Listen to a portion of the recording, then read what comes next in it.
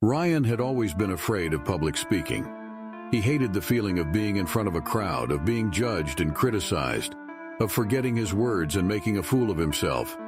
He avoided any situation that required him to speak in public, such as giving presentations, joining debates, or participating in events.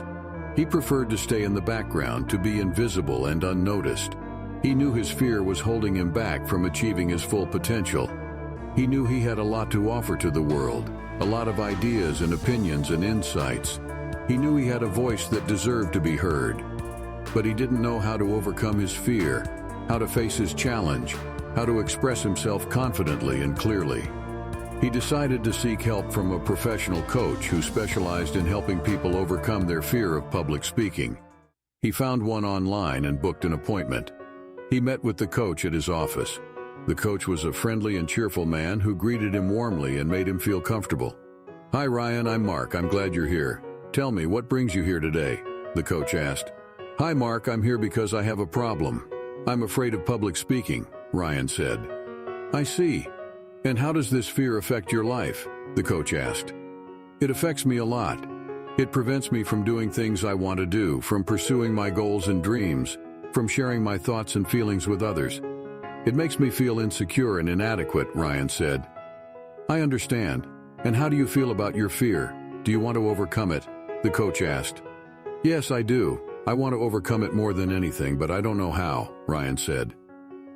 "Well, that's why I'm here. I'm here to help you overcome your fear and become a confident and effective public speaker. Are you ready for that?" the coach asked. "Yes, I am," Ryan said.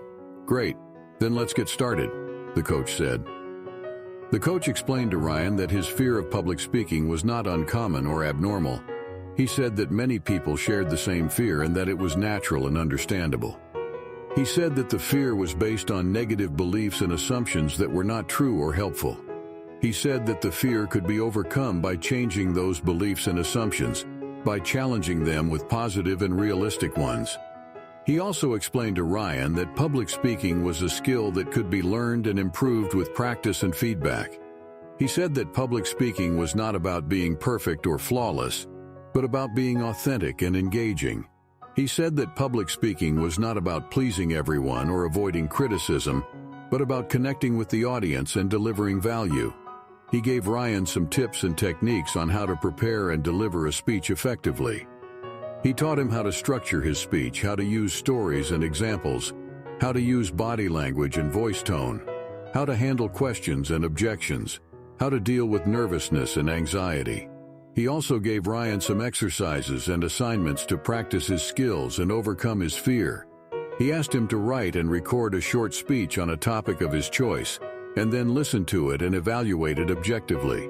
He asked him to join a local Toastmasters club where he could practice his skills in front of a supportive and friendly audience. He asked him to volunteer for opportunities to speak in public, such as at work or school or community events. He also gave Ryan some encouragement and support along the way. He praised him for his efforts and progress. He pointed out his strengths and areas for improvement. He motivated him to keep going and not give up. Ryan followed the coach's advice diligently and faithfully. He worked hard on improving his skills and overcoming his fear. He faced his challenge with courage and determination. He noticed that his fear gradually diminished as he gained more experience and confidence in public speaking. He noticed that he enjoyed speaking in public more than he expected. He noticed that he received positive feedback and appreciation from his audience. He realized that he had a lot to say and a lot to give to the world. He realized that he had a voice that mattered and made a difference. He decided to use his voice for a good cause, for something he cared about deeply. He decided to use his voice to inspire others with his words. He applied for a TEDx talk on a topic he was passionate about: how to overcome fear and achieve your potential. He prepared for his talk diligently and carefully. He asked his coach and his friends for feedback and advice on his talk. He listened to their suggestions and opinions and incorporated them into his talk. He thanked them for their help and support. He felt ready and excited for his talk. He felt confident and proud of himself. He arrived at the venue of the TEDx event. He saw a large auditorium filled with people. He saw a stage with a red carpet and a big screen. He saw a microphone and a clicker waiting for him. He felt a surge of nervousness and anxiety. He felt his heart racing and his palms sweating. He felt his mouth drying and his throat tightening. He remembered his coach's words. "You can do this. You have prepared well. You have something valuable to share. You have a voice that inspires. You have nothing to fear." He took a deep breath and calmed himself down. He smiled and walked on stage. He greeted the audience and introduced himself. He started his talk with a powerful opening statement. "Fear is not your enemy. Fear is your friend." He continued his talk with passion and enthusiasm. He shared his personal story of how he overcame his fear of public speaking and how it changed his life.